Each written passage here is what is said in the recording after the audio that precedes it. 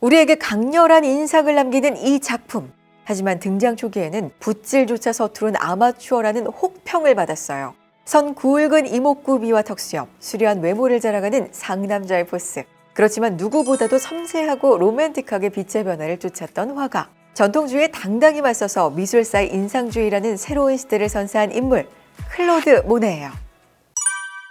1840년 프랑스 파리, 모네는 상인인 아버지와 음악가 어머니 사이에서 태어났어요. 그는 르아브르라는 서북부의 항구 도시에서 노르망디 바닷가와 시골을 탐험하며 유년기를 보냈는데요. 계절마다 시시각각 변하는 하늘과 바다를 관찰하는 게 취미인 소년이었죠. 모네는 천성적으로 규칙이나 질서를 지키는 것을 힘들어했어요. 수업 시간에도 캐리커처를 그리면서 딴짓을 하는 게 일상이었는데 이 딴짓에서 의외의 가능성을 발견하게 되죠. 짧은 순간에 피사체의 특징을 잡아내고 묘사하면서 사람들의 마음을 사로잡은 거예요.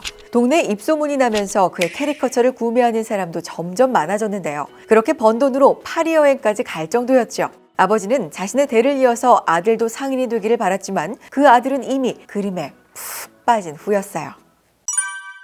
모네가 만난 인생의 은인, 바로 외젠 부댕이에요. 모네는 훗날 그의 자서전에서 부댕을 만나기도 전부터 그를 증오했다고 밝혔는데요. 사실적이고 웅장한 부댕의 풍경화를 처음에 별로 좋아하지 않았던 것 같아요. 하지만 부댕은 모네의 재능을 알아보고 끈질기게 구애했어요. 당시에는 풍경화를 실내에서 그리는 것이 일반적이었는데 그는 모네에게 바깥에서 회화를 그리는 외광 회화를 추천했어요. 자연을 직접 마주하고 탐구하면서 작품을 그려야 한다는 걸 알려주려고 했어요.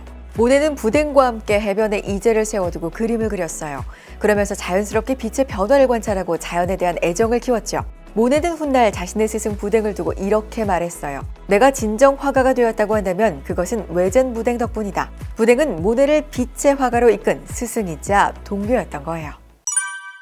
모네와 마네, 이 두 사람은 출생지와 출생시기, 이름마저 비슷한 동료 작가예요. 이전까지만 해도 회화에서는 스토리나 의미를 가장 중요하게 생각했어요. 사물을 입체적으로 표현하기 위해서 섬세하고 깊은 붓터치로 원근감을 표현했죠. 당시 마네는 새롭고 자유로운 화풍을 추구하던 작가들을 이끄는 리더였는데요. 교류하던 화가들에게도 사물을 보이는 그대로 평면적인 캔버스에 단순하게 담아야 한다는 것을 강조했어요. 모네도 이런 마네의 영향을 받았죠. 사물을 눈에 보이는 대로 빠르고 단순하게 그리는 습관을 들이기 시작했고요. 여기에 빛의 변화를 담아내면서 자신만의 스타일을 구축해 나갔어요. 특히 마네는 모네를 무척 아꼈어요. 비교적 형편이 어려웠던 마네가 모네를 물심양면으로 도왔고요. 모네의 아내 카미유의 장례 비용도 모두 대신 지불할 정도였죠. 둘은 오랫동안 서로 영향을 주고받으면서 미술사의 새로운 시대를 열었어요. 실제 해돋이를 마주한 것 같은 강렬한 인상. 인상주의는 바로 이 작품에서 비롯됐어요.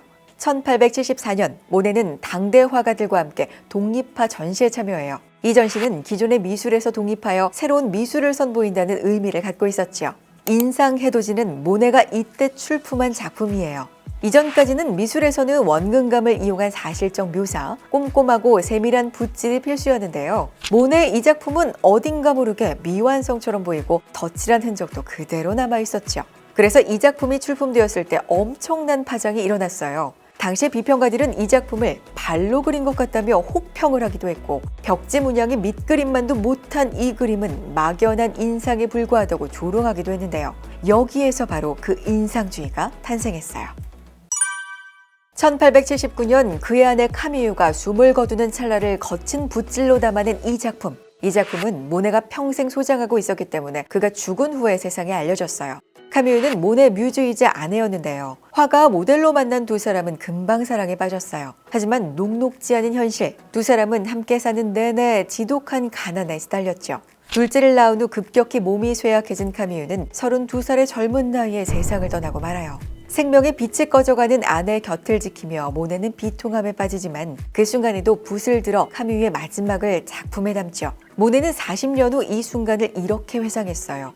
나는 아주 오래전 사랑했던 여인의 죽음을 지켜본 적이 있다. 그런데 그 비참한 얼굴을 들여다보면서도 나는 무의식 중에 빛과 그림자 속에 드러난 색을 구별하고 있었다. 아내의 죽음 앞에서도 모네는 화가로서의 냉철한 관찰력을 놓지 않았던 것 같아요.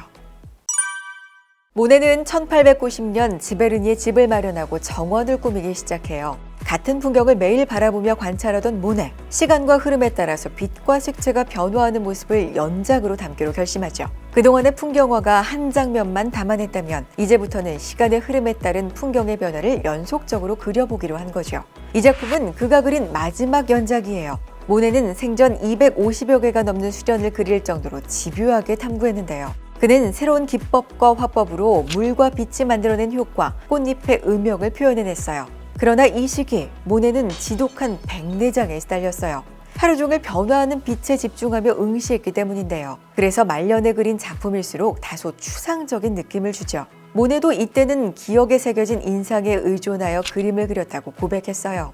이후 그는 거의 실명이 되게 이르렀고 결국 1926년 안구 질환으로 세상을 떠나죠.